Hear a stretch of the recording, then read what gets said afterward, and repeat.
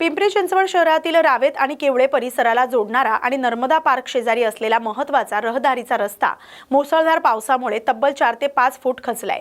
अवघ्या काही महिन्यांपूर्वीच नव्यानं तयार करण्यात आलेल्या या रस्त्याची अल्पावधीतच दैना झाल्यानं महापालिकेच्या कामाच्या दर्जावर आता गंभीर प्रश्न उपस्थित होत आहेत। या ठिकाणी जवळच एक बिल्डर आपल्या सोसायटीमधील राडारोडा या रस्त्याच्या बाजूला असलेल्या नाल्यात टाकल्यामुळे परिणामी रस्ता खचल्याचा आरोप इथल्या नागरिकांनी केलाय। बिल्डर जागा माझी असल्याचं सांगून या ठिकाणी रस्त्यावर राडारोडा टाकतोय। महापालिकेचं मात्र सपशेल दुर्लक्ष होतंय असं पाहायला मिळतंय। त्यामुळे महापालिका एखादी दुर्घटना होण्याची वाट पाहते का असा प्रश्न सध्या उपस्थित होतोय। काय संपूर्ण माहिती तुम्ही द्याल? मी नर्मदा पार्क हाऊसिंग सोसायटीमध्ये राहतो। हा नगरपालिकेचा रस्ता आहे आणि हा पावसाच्या आता ह्याच्यामध्ये खचला गेला आहे। तर आता ह्याचा त्रास तर रेग्युलर जाणाऱ्यांना, आम्हालाही दुसरा रस्ता नव्हताच, हा एकमेव रस्ताच आहे आणि तो लवकरात लवकर दुरुस्त करून मिळावा। आणि आता आमची गैरसोय आहेच, तशी आमची वैयक्तिक म्हणण्यापेक्षा इकडनं जाणाऱ्या बऱ्याचशा पब्लिकला तो त्रासदायक गोष्ट आहेच। तसं बघायला गेलं तर रावेत किवळेकडे जाण्यासाठी हा शॉर्टकट रस्ता आहे, देव रोडकडे जाण्यासाठी हायवे एक्सप्रेस हायवेला पण जायला एकदम शॉर्टकट आहे। किती दिवसांपासून हा रस्ता खचलेला आहे? रस्ता कमीत कमी 15-20 दिवस झाले असतील। म्हणजे आता एक 15 दिवसापूर्वी पाऊस झाला त्यावेळी खचलेला रस्ता आहे। नवीन पूर्ण हे जे रोड बनवण्यात आलं होतं का, या संदर्भामध्ये तुम्ही काय सांगाल? नाही, नवीन पूर्ण चांगला बनवला होता, काही प्रॉब्लेम नाही।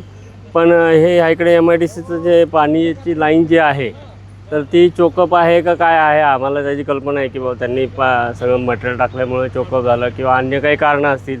आपल्याला त्यातला काही जास्त अभ्यास नाही। हा जो रस्ता खचलाय हा पावसामुळे, पावसाचं पाणी येऊन आता टेकडीवरनं वगैरे सगळं पाणी खाली उतरतं MIDCच्या प्लॉटमध्ये, तिकडनं वरनं सगळं पाणी खाली येतं, तर त्यावेळी तो खचला गेला आहे। काय मागणी असेल? मागणी म्हणजे आम्हाला लवकरात लवकर रस्ता करून मिळावा, त्यामुळे गैरसोय होणार नाही। कोल्हापुरातील ऐतिहासिक केशवराव भोसले नाट्यगृह आणि हा कोल्हापूरकर आणि रंगकर्मीच्या जिव्हाळ्याचा विषय आहे। अशातच या नाट्यगृहाच्या व्यवस्थापनासाठी बाह्य संस्थेची नियुक्ती करण्याच्या प्रस्तावाला कोल्हापूर महापालिकेच्या सर्वसाधारण सभेत मंजुरी देण्यात आली। ना नफा ना तोटा या तत्वावर नाट्यगृह चालवण्यात येणार आहे। त्याचं भाडेदर मात्र महापालिका प्रशासनच निश्चित करणार आहे। मात्र या प्रस्तावाला मंजुरी मिळाल्यानंतर कोल्हापुरातील कलाक्षेत्रात संतापाची लाट उसळली। गरज पडल्यास कायदेशीर लढाईसह रस्त्यावर उतरूनही आंदोलन करू, मात्र केशवराव भोसले नाट्यगृहाचं खासगीकरण कोणत्याही परिस्थितीत होऊ देणार नाही असा इशारा रंगकर्मींनी दिलाय। खासगीकरण जर झालं तर साहजिक आहे, जो ठेका घेणार तो व्यक्ती त्यात नफ्याचा विचार करणार, ना की सांस्कृतिक चळवळीचा, तिथल्या सांस्कृतिक चळवळीला उभारी मिळावी असा त्याच्या मनात कुठेही विचार असणार नाही आणि तसं अपेक्षितही नाही आहे। मग कारण नसताना अवास्तव ह्याचं भाडं होणार, भाड्याबरोबर तारखांचं ब्लॅक होण्याची शक्यता आहे। आता कोल्हापुरातली प्रायोगिक रंगभूमीची जी चळवळ आहे ती चळवळ मरण्याची शक्यता आहे याच्यामध्ये। आणि प्रश्न असा आहे की सगळ्याच गोष्टी प्रशासन किंवा आपण सभागृह जे कोल्हापूरनं निवडून दिलंय त्यांच्यावर विश्वास ठेवलेला आहे, ती लोक सगळ्याच गोष्टी खाजगी कशा काय करू शकतात? ठीक आहे, काही बाबतीत आता पार्किंगच्या व्यवस्था असतील, मॅनेजमेंट दुसऱ्याकडे दिलं, त्याच्यामध्ये प्रॉफिट गेनिंगचा विचार केला, पण सांस्कृतिक गोष्टींसाठी आर्थिक वेगळी तरतूद केली पाहिजे, हे अलिखित नियम आहे, हे तात्विकदृष्ट्या बंधनकारक आहे। मग असं त्यांना काय वाटतं की आम्ही तोट्यात जाऊ? तुमचा त्याच्या पाठीमागचा उद्देश काय आहे? आणि तुम्ही चालवायला सक्षम नसाल तर खुर्च्या खाली करा। म्हणजे आता खरोखर संतापजनक आहे। मग सर महापालिकाच चालवायला द्या ना, आपल्याला हे चालवायला जमत नाही, ते चालवायला जमत नाही असं काही नाही। शाहू महाराजांनी 100 वर्षापूर्वी ही वास्तू बांधली। 100 वर्षापूर्वी कोल्हापूरची कलानगरी ओळख निर्माण होण्यासाठीचं त्यावेळीचं त्यांचं कृत्य होतं आणि सर्वसामान्य लोकांना नाटक पाहणं आणि सर्वसामान्य कलाकार घडणं हा उद्देश होता। आणि त्या उद्देशालाच काळीमा फासल्यासारखं आहे आणि परवडत नाही वगैरे असे काय नाही। आकडेवारी चुकीच्या पद्धतीने सांगितली जाते, सगळं परवडणार आहे।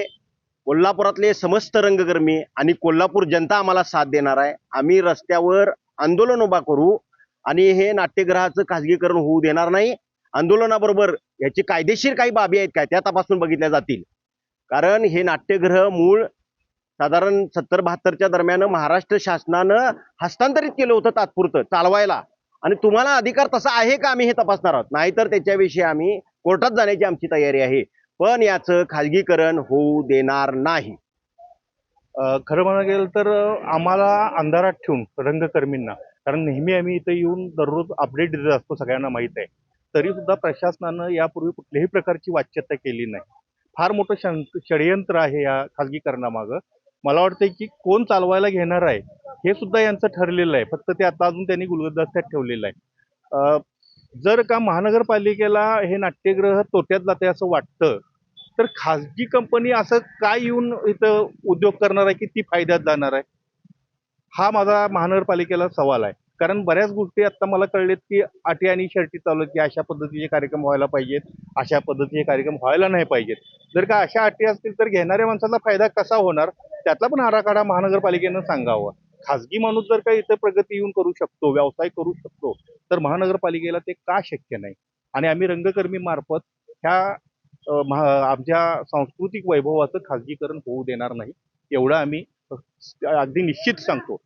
वेळ पडल्यास आम्हाला रस्त्यावर उतरून आंदोलन करावं लागलं तर तीही करायची आमची तयारी आहे.